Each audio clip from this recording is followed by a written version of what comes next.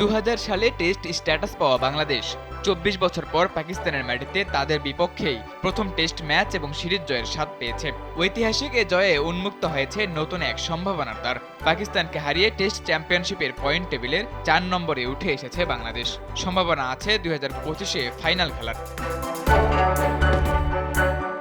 পাকিস্তান সিরিজের আগে টেস্ট চ্যাম্পিয়নশিপে বাংলাদেশের অবস্থান ছিল অষ্টম, কেবল ওয়েস্ট ইন্ডিজে ছিল টাইগারদের নিচে। তবে পাকিস্তানের বিপক্ষে ঐতিহাসিক এই সিরিজ জয়ের ফলে এক লাফে ইংল্যান্ডকে পেছনে ফেলে টেবিলের ৪ নম্বরে এখন বাংলাদেশ। অন্যদিকে পাকিস্তান তাদের শেষ ৫ টেস্টের সবকটি হেরে নেমে গেছে ৮ নম্বরে। আর এতেই টেস্ট চ্যাম্পিয়নশিপের ফাইনালের পথ একরকম বন্ধ হয়েছে পাকিস্তানের জন্য।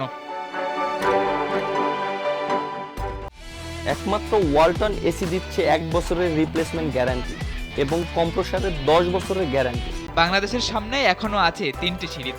সেপ্টেম্বরে ভারত সফর শেষে টাইগাররা উড়াল দেবে ক্যারিবীয় দ্বীপপুঞ্জে। এরপর ঘরের মাঠে প্রোটিয়াদের আতিথ্য দেবে বাংলাদেশ। এই ৩ সিরিজে ভালো পারফরম্যান্স টাইগারদের নিয়ে যেতে পারে ২০২৫-এর লর্ডস ফাইনালে। তবে এর জন্য টাইগারদের পাড়ি দিতে হবে কঠিন এক পথ।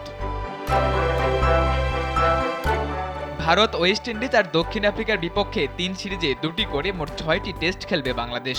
লর্ডসের সেই ফাইনালে পৌঁছানোর জন্য বাংলাদেশকে শেষ ৬টি টেস্ট থেকে আরও অর্জন করতে হবে অন্তত ৫২ পয়েন্ট।